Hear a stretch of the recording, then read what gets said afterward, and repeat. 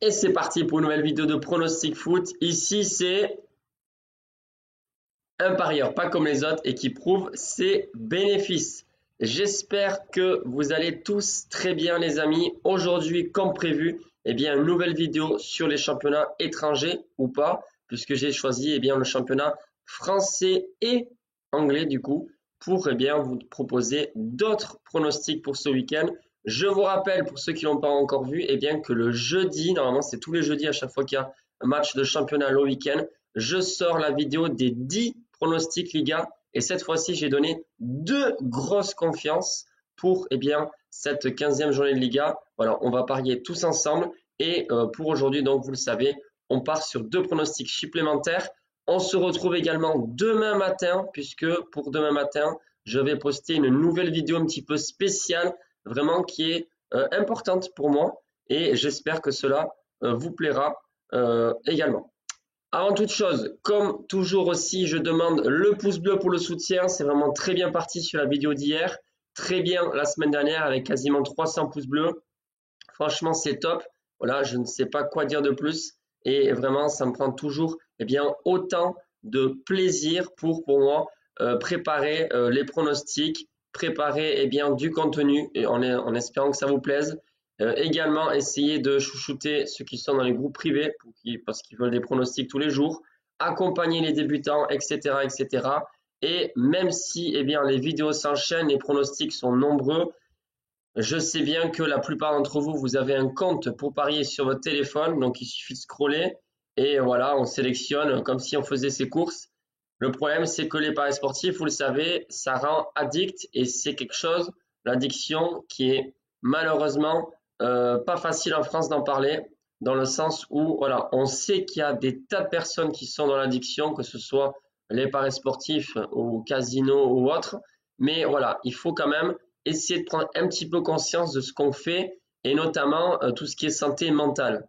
J'essaie de m'expliquer. Si vous faites des paris quasiment tous les jours, essayez au moins de ne pas aller plusieurs fois par jour ou au moins limiter le nombre de fois où vous consultez un site de paris sportifs. Voilà, vous allez essayer de respirer et penser à autre chose que ça, parce que je pense que voilà, ça doit être le cas aussi de certains ou certains de mes abonnés. La raison pour laquelle moi j'ai voulu faire ce show-là, j'ai vraiment fait exprès, c'est que je n'ai jamais eu de compte sur un téléphone pour parier et donc je suis obligé de me déplacer dans un bureau de tabac pour parier ou bien lorsque je suis en Espagne, c'est un petit peu spécial là-bas. Si on rentre dans un bar, il y a les machines et dans cette machine-là, vous avez tout pour parier en direct et tout. C'est vrai que c'est de la folie. Mais voilà, moi à chaque fois, je suis quasiment systématiquement en France et je dois me déplacer au bureau de tabac pour vraiment faire un pari sportif et c'est vraiment voulu, même si c'est vrai que au bureau de tabac, les cotes sont plus basses. Bref, tout ça pour dire les amis, faites très attention à vous et s'il vous plaît, essayez de modérer vos mises.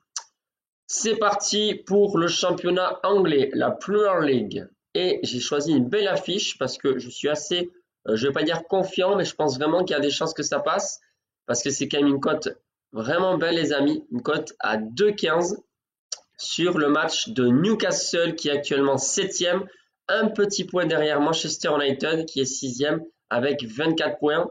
Si on regarde un petit peu l'état de forme, c'est vrai que Newcastle, ça va. En termes de résultats, ça peut le faire. Après, voilà, ça aurait pu être différent si, par exemple, le PSG était un petit peu, on va dire, meilleur, tout simplement, sur la finition. Voilà, des fois, ça se joue à des détails. Ça peut être tout un autre match si on prend un but au premier quart d'heure. Newcastle a fait autre chose, c'est que eux, ils ont subi, mais en plus, ils ont marqué. Donc, finalement, ils ont mené toute la rencontre face au PSG. Et même, plus ou moins, ça va, 7e pour eux en première ligue, je pense que c'est pas mal. C'est quand même pour moi, normalement, le championnat référence où le niveau est vraiment assez élevé. Et de l'autre côté, c'est Manchester United qui, eux, ils conservent les chances de se qualifier parce que pour Newcastle et Manchester, les deux sont vraiment encore dedans, c'est-à-dire qu'ils peuvent encore se qualifier en Ligue des Champions. Mais c'est quand même plus difficile pour Manchester United qui se retrouve 4e, donc dernier de poule, et en plus ils affrontent le Bayern Munich. Alors franchement, c'est pas évident. Est-ce que sur le championnat, ils vont réussir à limiter la casse, notamment sur le nombre de buts encaissés? Parce que j'ai regardé le nombre de buts qu'encaisse Manchester, c'est de la folie. Là encore, demain face à Newcastle, j'espère, en tout cas je pense que Newcastle va marquer. Pourquoi je dis j'espère? Parce que mon pronostic, les amis, va se pencher cette fois-ci sur un buteur, un joueur que je connais très bien puisqu'il était à la Real Sociedad il y a quelques années. C'est Isak, voilà, l'attaquant suédois qui est vraiment très fort, très en forme, pardon, et qui, à mon avis, peut très bien planter un nouveau but face à Manchester. Donc, buteur, c'est le pronostic. Isak dans la rencontre, donc, cote à 2,15.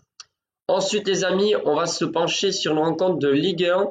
Alors là, c'est pas une affiche qui fait tant rêver, mais voilà, je suis quand même assez confiant sur ce pronostic.